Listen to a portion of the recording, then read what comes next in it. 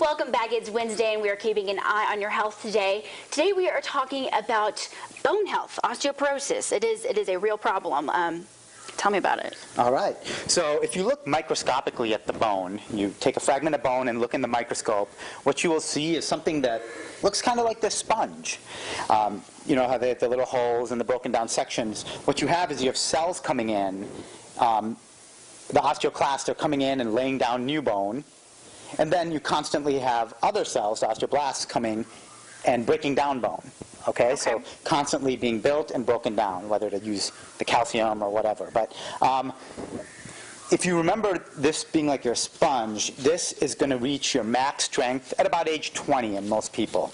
You have the strongest bone. And then from there, the rate that your bone is being broken down to break down is faster than the rate that you're building bone. Okay. So if you break a bone, you can still rebuild it back, but it's not as fast. It'll take longer. Exactly. As opposed to breaking a bone when you're 7. Exactly. 45. Exactly. Yeah, there's a difference. And fast forward to that 20-year-old with peak bone strength to, let's say, an elderly female, typically, who gets osteoporosis.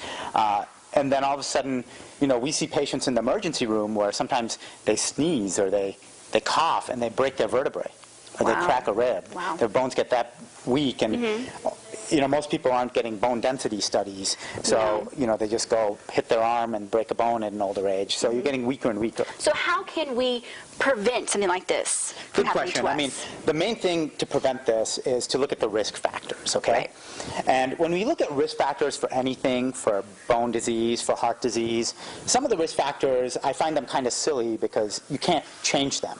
Like, as we age, our bones get weaker. So I don't know how to prevent or slow down aging.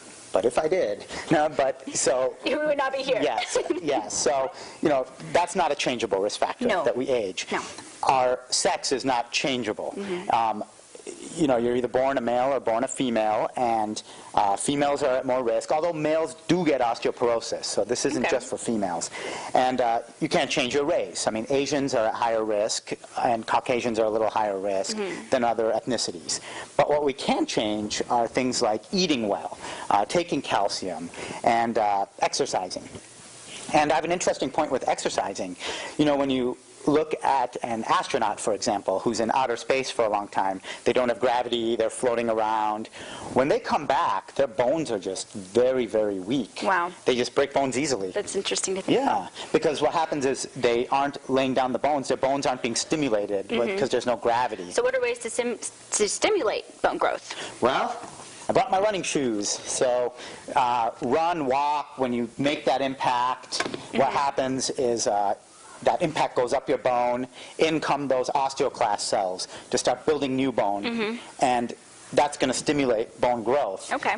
Strength training, you know, grab a dumbbell. So when we're doing strength training here, you know, our bones are under tension, you know, whether we're bicep lifting, benching, it's pressure on our bones, in come those osteoclasts to build more bone cells. So, you know, swimmers are at risk too. They're not in outer space, but they're not getting that bone impact. Right, there's not the breaking down. Okay, yeah, those are all really good things. So I guess the main thing is don't spend a lot of time outer space, drink milk, and exercise. That's the biggest a healthy lifestyle. message. Yeah, I'm trying to give you right now is exercise. Because remember, we're all losing, you know, our bone strength after age 20. However, you lose it less if you're stimulating that bone, exercising, so that when you get to that point where you're older, you know, what you do in your 20s, 30s, 40s matters. Yeah. And can impact whether you get that fracture when you're 70 or 80. So it starts now. It does. All right, Dr. Bose, thank you so much. Thanks. We're going to take a break. We'll be right back.